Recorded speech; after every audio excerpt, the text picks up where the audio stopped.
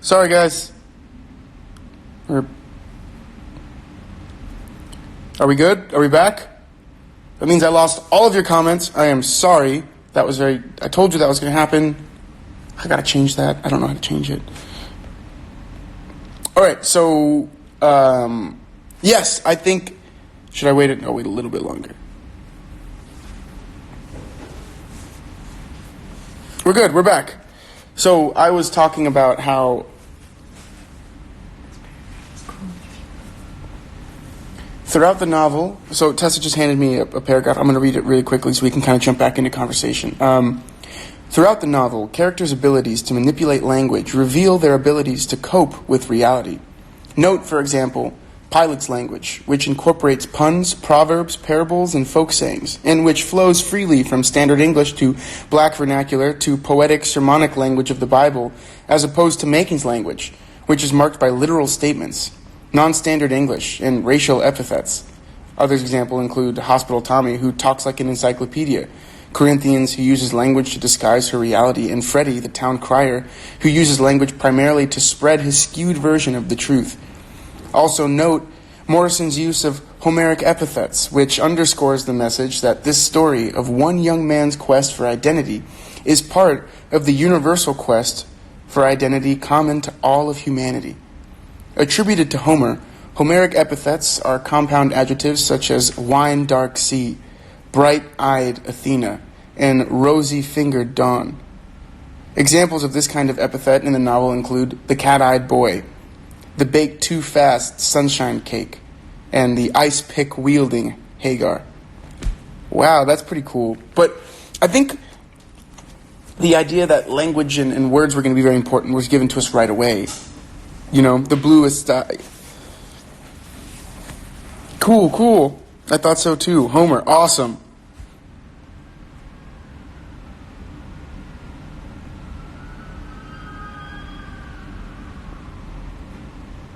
Oh gosh, thank you. I have to pin the book title again, so I'm going to do this. People are asking when to go. Oop.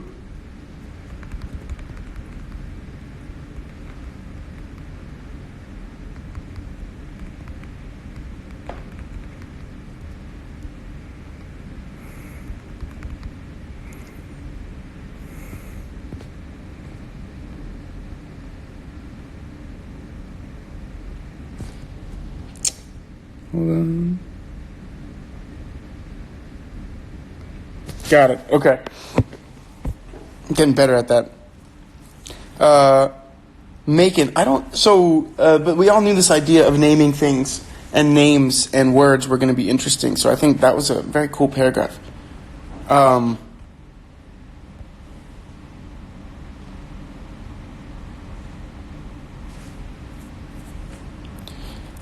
Yes.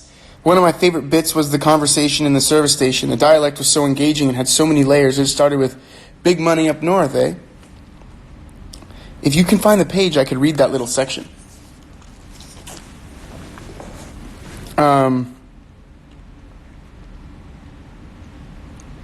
It was the garage, but it was essentially the counter where I imagined it to be like a gas station, and then there was like a little general store that had like a counter, and people were sitting at the counter, kind of like a bar.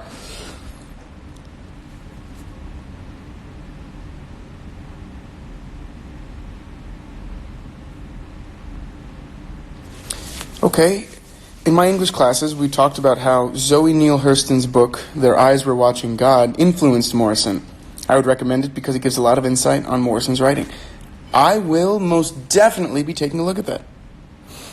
I thought she didn't have the strength to fight the fever because she lost the will to live because she lost Milkman. See, I didn't know anything about this fever. So I would love for someone to give me the page so I can read that really quickly. Did I miss that? I guess I missed it.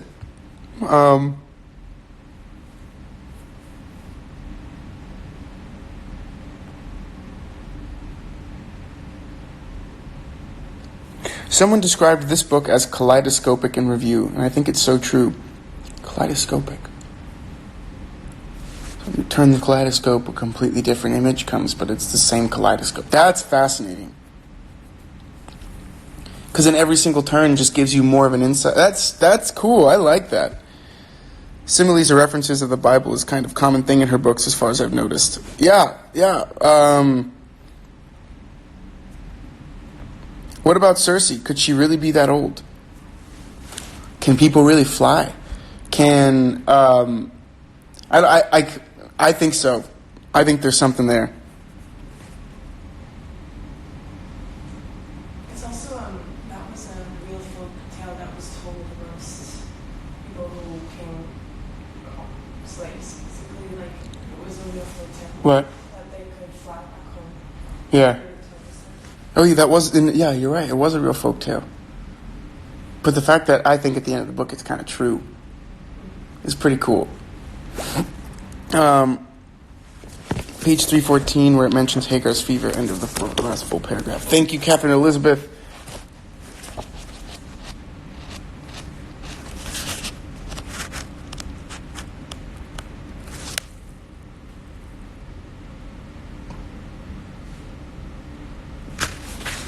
At last she opened the door and presented herself to Pilate and Reba. And it was in their eyes that she saw what she had not seen before in the mirror. The wet, ripped hose, the soiled white dress, the sticky, lumpy face powder, the streaked rouge, and the wild, wet shoals of hair. All this she saw in their eyes, and the sight filled her own with water warmer and much older than the rain. Water that lasted for hours, until the fever came, and then it stopped. The fever dried her eyes up as well as her mouth. She lay in little Goldilocks' choice bed, her eyes sand dry and as quiet as glass. Pilate and Reba, seated beside the bed, bent over her like two divvy-divvy trees beaten forward by a wind always blowing from the same direction. Like the trees, they offered her all they had, love murmurs and a protective shade.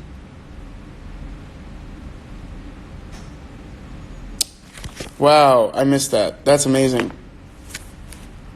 Cool. Thank you. That's incredible.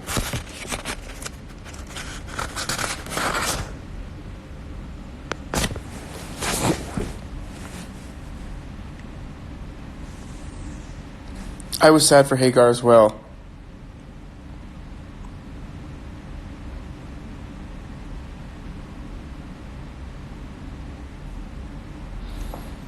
I just did a religious studies exam. I noticed a similarity between the Bible and the book. In my eyes, Pilate sentenced Hagar to death like Pilate did in the Bible. Can you explain that a little more? How do you... That's interesting. I want to understand that a little more. So we can expand on that in a way? I know there isn't a lot of things. That's cool.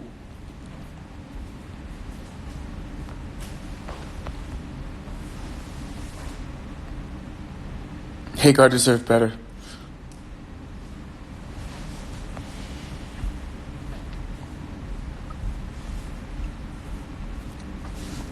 I think it's hyperbolic metaphor. It's a common thing in Toni Morrison's novels. Usually there's double meaning to the things she writes that seem too surreal to be true. Yes, I would agree. God, I think we should just read all of her work. I really like her. Thank you for that comment, Charlie Quinn. That's pretty dope. Hyperbolic metaphor. That makes sense. So, does that... can I ask you a question? Does that mean that kind of... would that also be considered an element of like magical realism? Hyperbolic metaphor? I don't know if you already talked about this because it was pretty early on, but I missed the first few chats. What sort of symbolism meaning do you think was behind Reba always winning things? But not wanting to? I don't know, but I think there was symbolic reasoning in the fact that she stopped when she started trying to win things.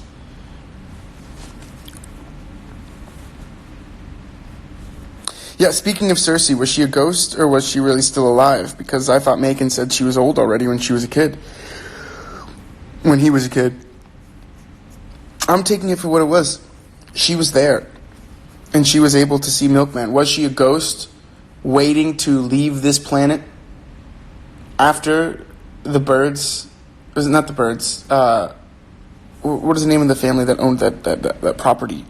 after everything they had was torn down. I think she's going to be alive until everything they have is torn down. Alive in whatever meaning, but she will be there. She'll be present feeding those dogs, I think.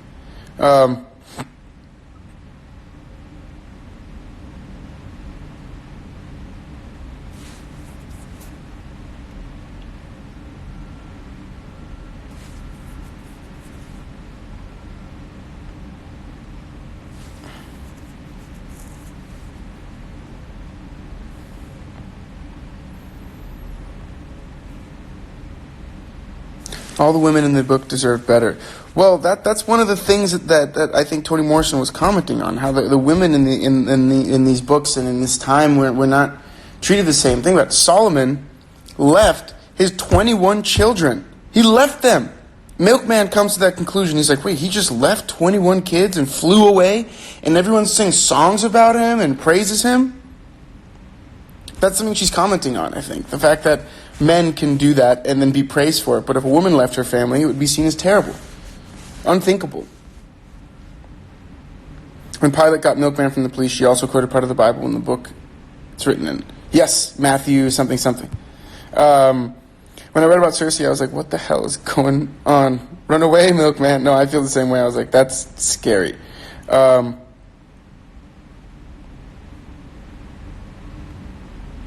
Butlers, that's right, the butlers. Thank you.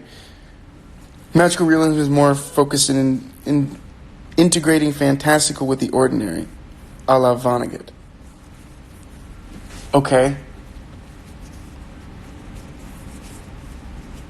But could hyperbolic metaphor be an instance when that is kind of the same, the fantastical and the ordinary? So, like, the instance of the gardening would be definitely when Milkman watched his mother garden, he saw the tulips, like, grow around her and everything. Now I'm thinking, like, is that the thing, like, the seeds that she planted were able to grow, although herself was kind of stilted in this house, so maybe, like, her kids were able to grow, although she was, maybe there's something there? I don't know. We can interpret this book in so many different ways. Yes, we can. Yes, we can. I am very far behind in comments. I'm going to skip ahead. I love how Morrison integrates imagery of nature with people and their actions. Sometimes she uses it to contrast the natural and artificial, and other times it's used to express the truth of a scene. Whew. Awesome. Cool. Yeah.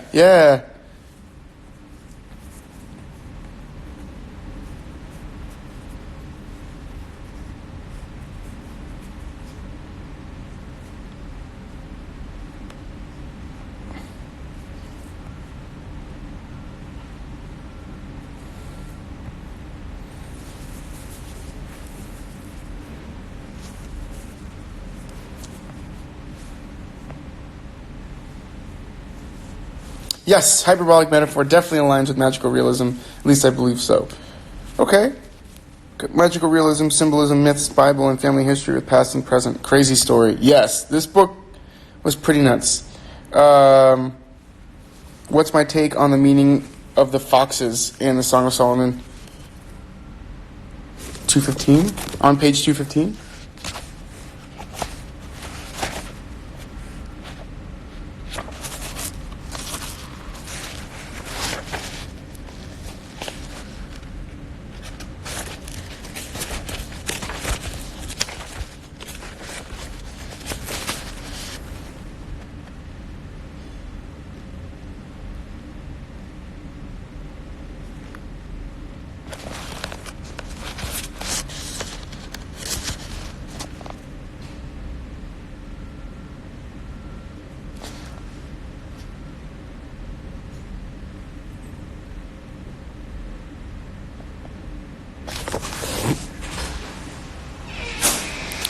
Um, 215, is that the page number? Because in my book, it's when Lena is just tearing into Milkman at 215, on 215. So if you can give me maybe a paragraph, or if someone else can comment and figure that out, that'd be awesome. Is it weird that she lives in an abandoned house with just dogs? Absolutely. No, Pilot was amazing. But she's the one that... She tried to run outside again. Stella keeps trying to escape. Psst. What are you doing? She walks slowly outside when she does it.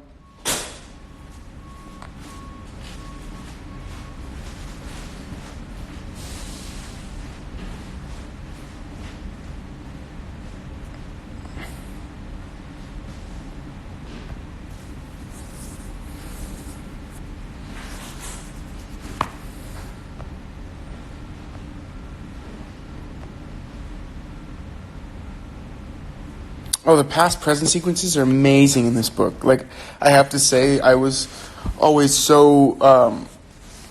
I love when you kind of hear a story and then later on you find out the truth behind that event, or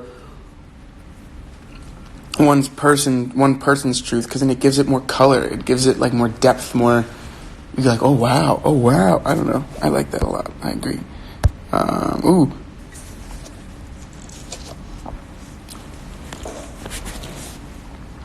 I looked it up a little more, and magical realism is when magical elements are used to emphasize a point about reality, whereas sci-fi and fantasy are constantly showcasing these elements. Ah, okay. See, that makes a lot of sense to me. I need to read more of her writing. Yeah, me too. Corinthians was obviously getting a happy ending, and she didn't get it. I was so mad. Yeah, didn't Corinthians end up moving in with that guy, and they ended up having a home together? Like, at the end of the book, they ended up being together.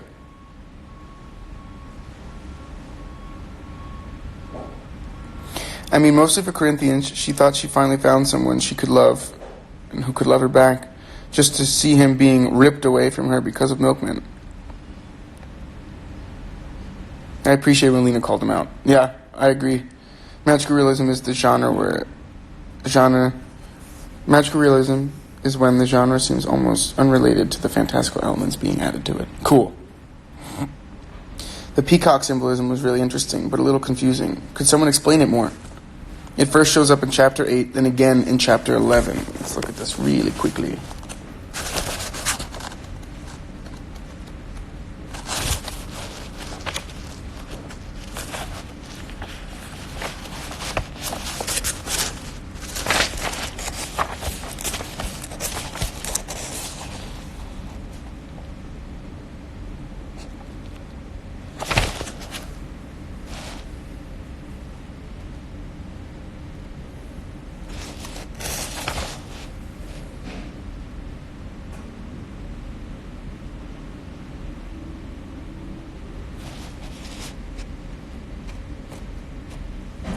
See, I have my laptop open right now, but my laptop died. So I can't Google it. But yes, if someone wants to explain the peacock symbolism, that would be really cool.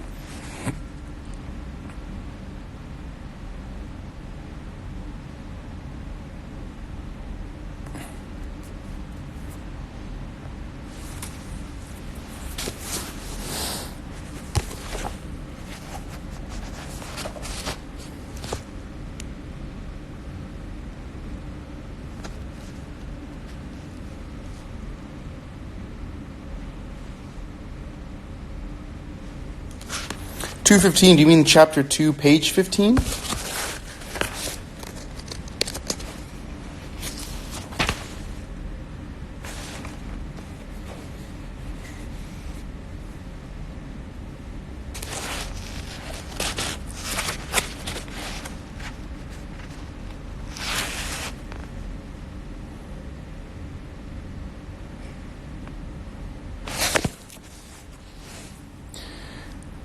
Catch for us the foxes, the little foxes that ruin the vineyards, our vineyards that are in bloom.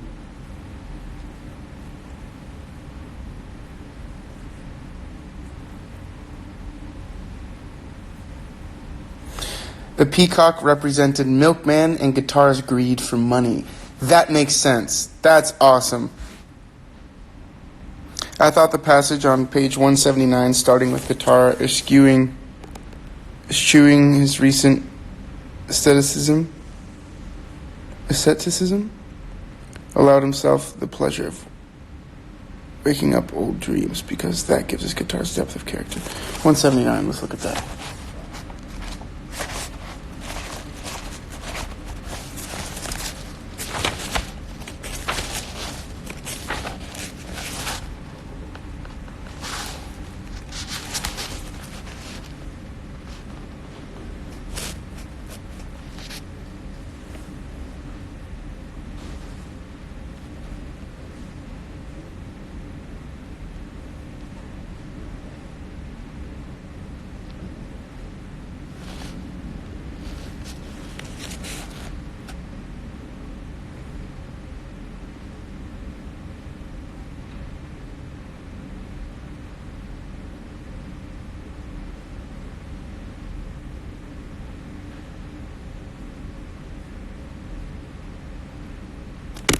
Yo, but that line even.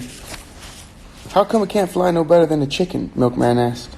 Too much tail. All that jewelry weighs it down. Like vanity. Can't nobody fly with all that shit. Wanna fly? You gotta give up the shit that weighs you down. The Peacock jumped under the hood of the Buick and once more spread its tail, sending the flashy Buick into oblivion.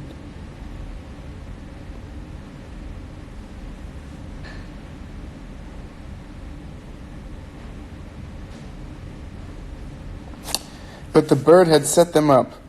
Instead of continuing the argument about how they would cop, they began to fantasize about what the gold could buy when it became legal tender.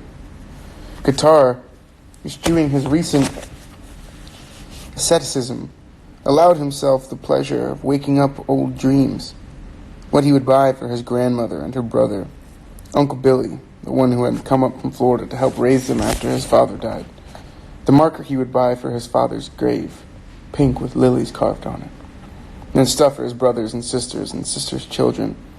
Milkman fantasized too, but not for the stationary things Guitar described. Milkman wanted boats, cars, airplanes, and the command of a large crew. He would be whimsical, generous, mysterious with his money. But all the time he was laughing and going on about what he would do and how he planned to live. He was aware of a falseness in his voice. He wanted the money desperately, he believed.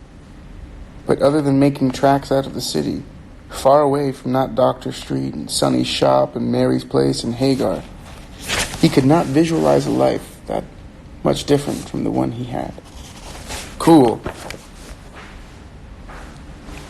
One of my favorite lines is when Porter drove Corinthians home and was like, a secret hour in which men rose like giants from dragon's teeth. Right? Such incredible imagery. You're like, whoa, this woman was amazing. Like, is an amazing writer. I agree. Loved it.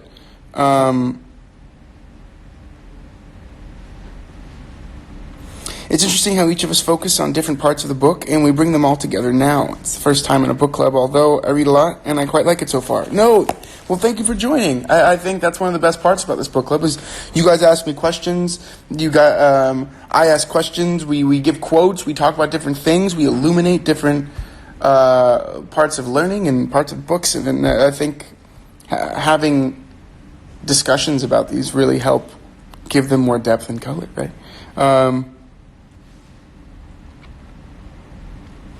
My brother's watching live with me. Maybe I'm going to convince him to read a book for the first time in his life. Hey, that'd be awesome. Peacock symbolizes the wealth that Milkman's searching for but can never quite catch. Thanks, Google. Thank you, Google. And thank you, Madam Call. What do you think about the final part, when Milkman returned home from his family? Because I loved it. The song gives us so many vibes about his family. This was the real treasure. Yes, I agree.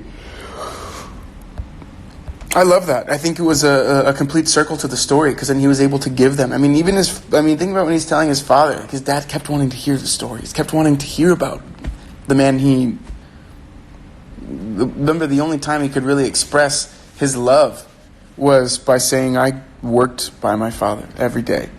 And you could tell he loves Milkman because that's what he wants from Milkman, to work by him every day. And that's how he expresses that. And unfortunately, that's the only way he really can. But I love that. I love that.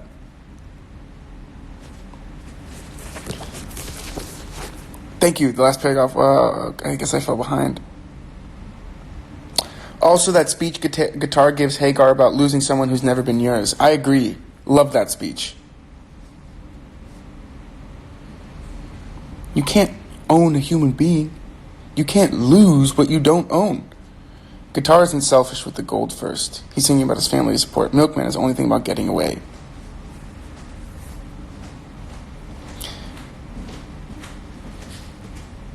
There's a great line where Guitar talks about vanity weighing you down. It's in chapter 8, but I keep having to leave the chat to look at my notes. Oh no! Yeah, I think I just... Oh god, I think I fell behind. Oh no, yeah, I just read that.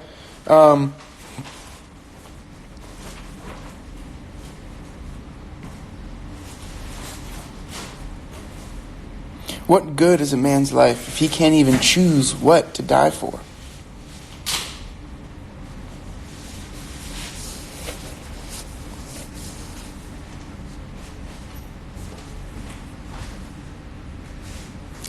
Why the laughing faces, mother? If anyone doesn't know, my mom just jumped on.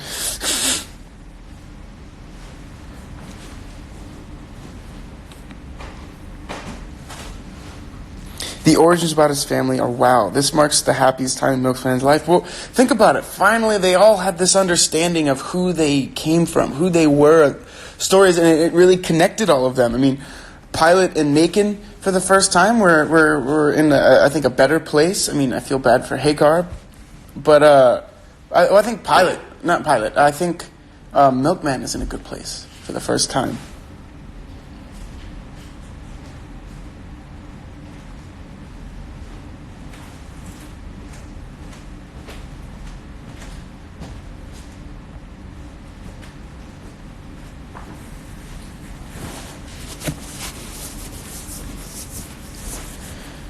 Discuss the role that women play in representing. Can you discuss the value systems available for Milkman to adopt? I'm sorry, I can't pronounce your handle. But, well, that's the world that Milkman was raised in. I mean, Milkman, especially coming as a person of color, of privilege, of wealth. Maybe not the wealthiest, but a significant amount of wealth, enough to have men in a different state want to kill him. That whole part where he's like, oh, I'll just buy another car. And then he thinks about it later. He's like, wow, I said I'll just buy another car as if a car was like a napkin. Or he said like the bottle of whiskey. One was broken. I'll just buy a new one, not even try to fix the one I had. So he grew up in a very interesting place. Like he himself recognizes, like, I never got to play like a regular kid.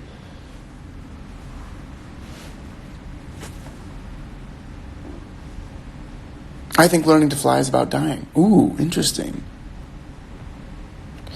Apparently all I'm doing is sending quotes that gave me chills, but your name is Macon, but you ain't dead yet. Which kind of ran parallel to my name's Macon, and I'm already dead from earlier on. Yeah, super cool. You got a life? Live it. Live the motherfucking life. Yeah, love that.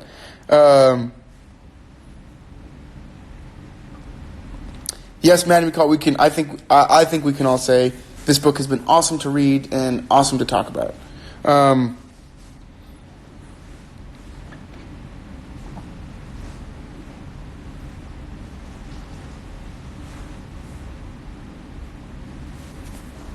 I love the way Morrison expresses her character's longing instead of seeing what they have and redefining what it means to be or to have ownership over something. Awesome. What about Guitar saying, can't I love what I criticize? Yes.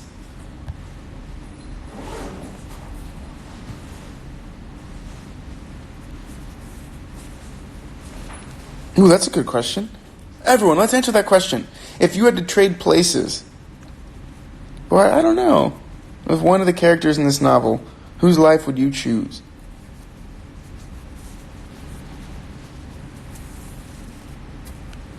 I don't know. That's a hard question. I mean, at the end of the day, I think Milkman got to have this really cool, complete journey where he started as this one person and went through a slew of experiences. All of the characters have experienced tremendous loss. So, I don't know. That's a good question. It's hard.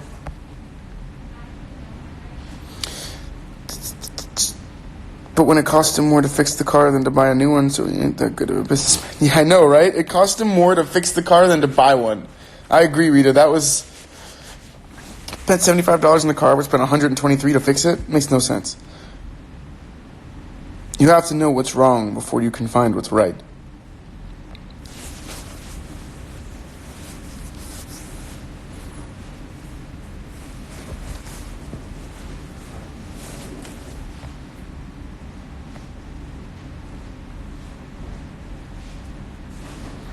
No, you know what, Thina Giordano? I think it is quotes time. We have about 10 minutes left. So let's do,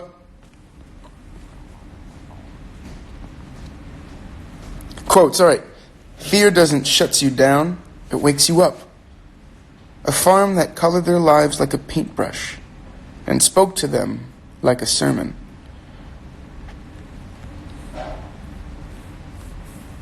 I'd probably switch with Pilot. Her journey's incredible to read, and her morals are always intact the whole way through. Saying that Milkman's trajectory is also incredible. I don't know. I agree, Milkman's trajectory is amazing. It is also possible to keep the lives once you're done, because I'm trying to understand more aspects of the book through the questions you answered today. Oh yeah, I'm going to share them, and then I think there's still a YouTube, right? There's still a YouTube that all the lives are posted to. Milkman's voyage to self-discovery after trying to get gold reminds me of The Alchemist. Cool. I love the part, you have to know what's wrong before you can find what's right. I'm not responsible for your pain. Share your happiness with me, but not your unhappiness. That was when he was having that whole revelation. Yes, thank you, Anna. Yes, so there still is a Rosende Reads YouTube that you can go and watch all of the lives that we've had. It hung like a kept promise. Yes. The human body is robust. It can gather strength when it's in mortal danger. That's true. Stop picking around the edges of the world. Take advantage. And if you can't take advantage, take disadvantage. What I'm saying is, under certain conditions, they would all do it. And under the same circumstances, we would not. So it doesn't matter that some of them haven't done it. I listen. I read. Yeah. I don't think that I was going to like it very much, but I couldn't put the book down. Each of the chapters was getting more intriguing. I loved it so much about the Bluest Eyes novel, so thank you. Oh, awesome. I'm glad you enjoyed it so much. Toni Morrison have an exam on our books in 2 weeks. Woo!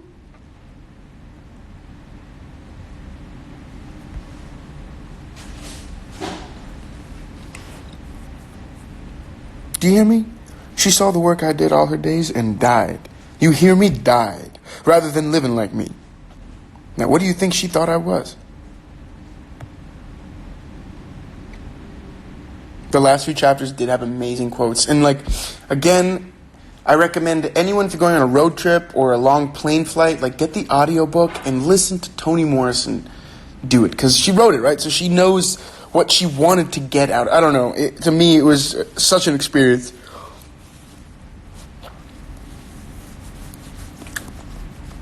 Everything bad that ever happened to him happened because he couldn't read. Wow. I wish I'd known more people. I would have loved them all.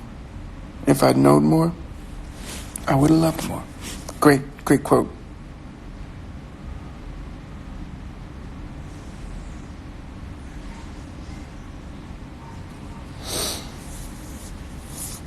It is almost 3:02. We have about 8 minutes left, so we have a couple more minutes for quotes.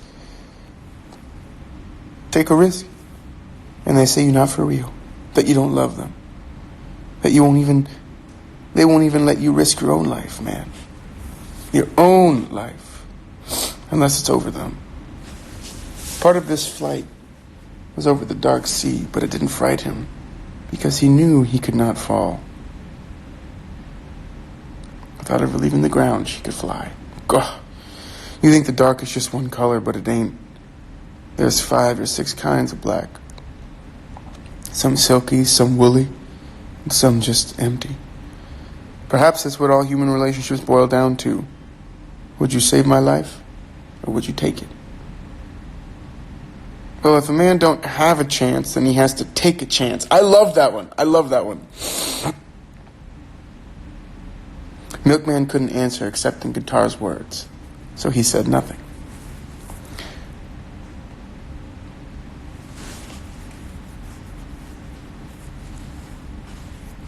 He brought me to the banqueting house, and his banner over me was love. Yes.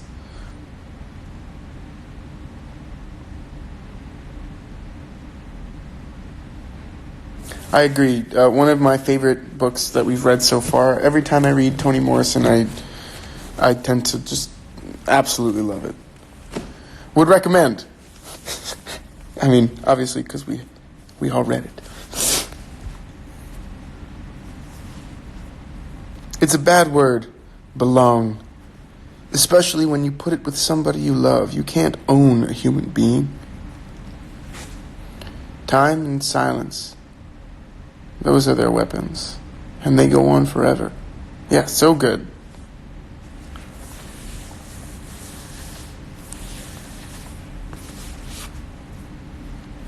All right, so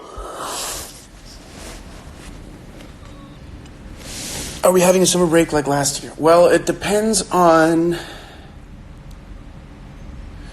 That's a good question. Depends on work for me, really. Last time, I was working with Shadowhunters, which gave me a really good schedule. So I was able to do this more consistently. And then the summer I took a break. Now I think I'm not working right now. Well, like on the show where you're working every week. So we'll see. We'll keep you guys posted, but I'm not sure.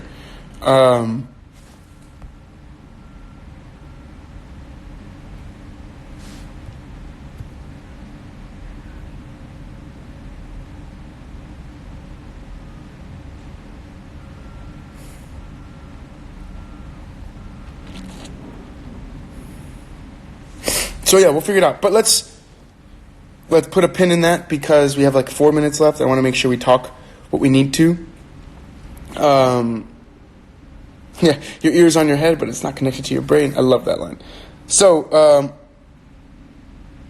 also the conventions and stuff. But that's on the weekends, and maybe I'll have to do a Rosende reads like while I'm at the conventions so we can keep going. But we know we have our next couple books, right? We have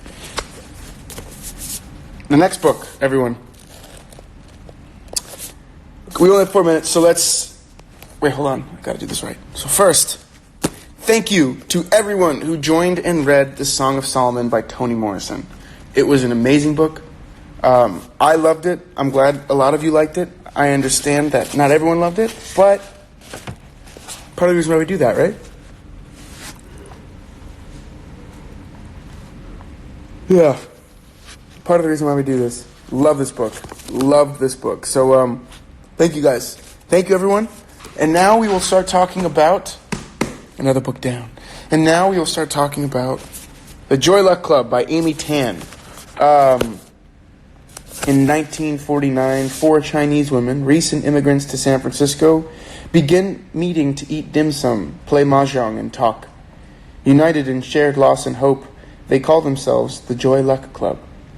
With wit and sensitivity, Amy Tan examines the sometimes painful, often tender, and always deep connection between these 4 women and their American-born daughters. As each reveals her secrets, trying to unravel the truth about her life, the strings become more tangled, more entwined. Cannot wait to read this book. So, I'm looking at it right now.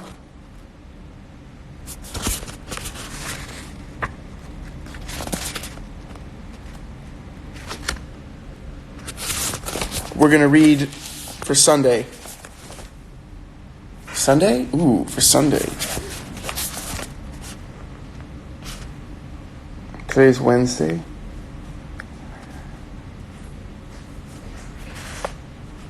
What? Yeah, I might be working on Sunday, so... Let's start with... Let's just plan the amount we have to read. And as I figure out my schedule, we will either add to it or, and I will tell the live, if that's cool with everyone.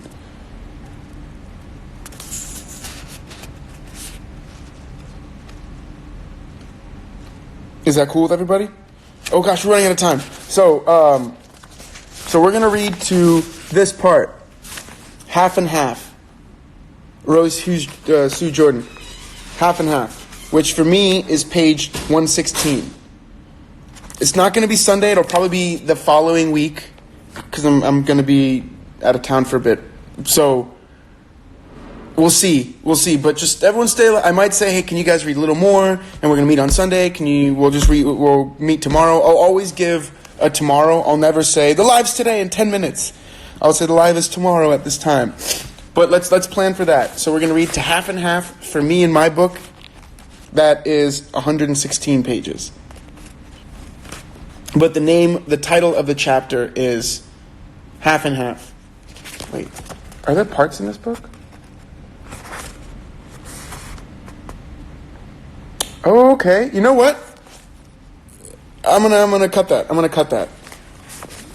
The first part of the book is Feathers from 1,000 Li Away. So read that section. That's up to page 67. Feathers from 1,000 Li Away. Because then the next part is the 26 Malignant Gates. So just read all of the Feathers from 1,000 Li Away. So I'm assuming, so it'll go Feathers from 1,000 Li Away, and then if I go to page 89,